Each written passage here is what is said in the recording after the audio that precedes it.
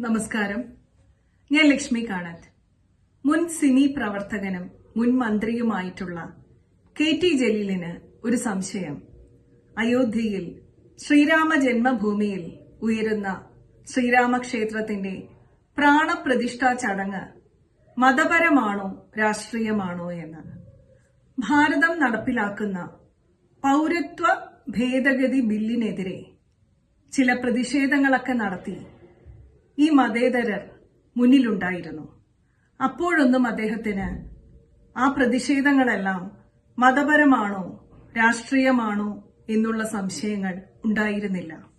അതുപോലെ തന്നെ വായിൽ വിരലിട്ടാൽ പോലും കടിക്കാത്ത ബുദ്ധ സന്യാസിമാരുള്ള മ്യാൻമാറിൽ കലാപമുണ്ടാക്കി ആ രാജ്യം പുറത്താക്കിയ അനധികൃത കുടിയേറ്റക്കാരായിട്ടുള്ള റോഹിംഗ്യകളെ ഭാരതം പൌരത്വം കൊടുത്ത് സ്വീകരിക്കണം എന്ന പേരിൽ ചില പ്രതിഷേധങ്ങളെല്ലാം കേരളത്തിൽ ഉണ്ടായപ്പോൾ അവിടെയും അദ്ദേഹത്തിന് ഈ സംശയം ഉണ്ടായിരുന്നില്ല.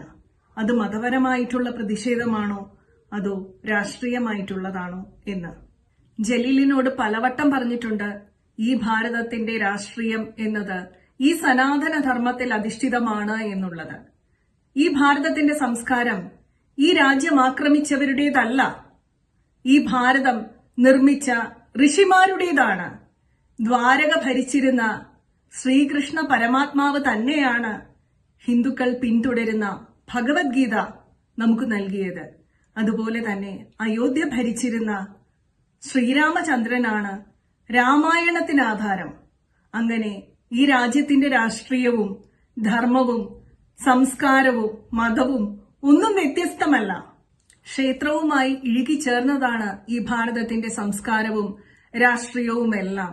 അതുകൊണ്ട് തന്നെ ഈ ഭാരതത്തിലെ ക്ഷേത്രങ്ങളുടെ ചരിത്രം പരിശോധിച്ചാൽ മാത്രം മനസ്സിലാകും നമുക്ക് ഭാരതത്തിന്റെ സംസ്കാരവും രാഷ്ട്രീയവുമെല്ലാം. അധികാരം രാജാവിനും ധർമ്മം നിലനിർത്താനുള്ള അവകാശം രാജഗുരുക്കന്മാർക്കുമാണ് ഈ ഭാരതത്തിലുള്ളത്. അതുകൊണ്ട് തന്നെ രാഷ്ട്രീയവും മതവും ധർമ്മവും ഈ ഭാരതത്തിൽ വ്യത്യസ്തമല്ല. ക്ഷേത്രങ്ങളിൽ ശ്രീകോവിലിനകത്ത് പറയുന്ന മന്ത്രങ്ങളിൽ പോലും ഈ രാജ്യത്തിന്റെ രാഷ്ട്രീയമുണ്ട്. ധ്രുവ രാജ, ധ്രുവ വരുണ, ധ്രുവ ബൃഹസ്പതി എന്ന് തുടങ്ങുന്ന മന്ത്രം രാജാവിന് വരുണൻ തുണയാകട്ടെ, ഈ പഞ്ചഭൂതങ്ങളെല്ലാം തുണയാകട്ടെ എന്ന് തുടങ്ങുന്നതാണ്. ഒടുവിൽ ഈ രാഷ്ട്രത്തിനും നന്മയുണ്ടാകട്ടെ, രാഷ്ട്രം ധാരയതാം ധ്രുവം എന്ന് അവസാനിക്കുന്നുണ്ട്. ഇങ്ങനെ നോക്കുമ്പോൾ നാളെ ജലീലി പറയുമല്ലോ, ഭാരതത്തിലെ ക്ഷേത്രങ്ങളിലെല്ലാം രാഷ്ട്രീയമാണ് ഉള്ളതെന്ന്.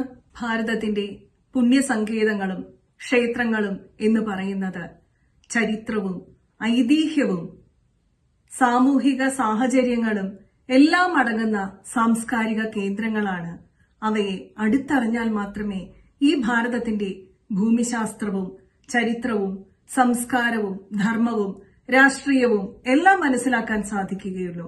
അതുകൊണ്ട് തന്നെയാണ് നമ്മുടെ എല്ലാം ആദരണീയനായിട്ടുള്ള പൈതൃകാചാര്യൻ ഡോക്ടർ N. ഗോപാലകൃഷ്ണൻ സാർ ഹിന്ദുക്കളെ മാത്രമല്ല എല്ലാ അഹിന്ദുക്കളെയും നമ്മുടെ ക്ഷേത്രങ്ങളിലേക്ക് ക്ഷണിച്ചത്. അതുകൊണ്ട് തന്നെ പ്രിയപ്പെട്ട ജലീൽ സാഹിബിനോട് ഞാൻ അഭ്യർത്ഥിക്കുകയാണ്, അങ്ങും കുളിച്ച് കുറിതൊട്ട് നമ്മുടെ ക്ഷേത്രങ്ങളിലേക്ക് വരണം. അവിടെ എത്തി അങ്ങയുടെ നാടിന്റെ പൈതൃകം അങ്ങ് മനസ്സിലാക്കണം. അപ്പോൾ മനസ്സിലാകും ഈ രാഷ്ട്രത്തിന്റെ ധർമ്മവും രാഷ്ട്രീയവും മതവും എല്ലാം അങ്ങയുടേതു കൂടിയാണെന്ന്. നന്ദി, നമസ്കാരം. വന്ദേ മാതരം.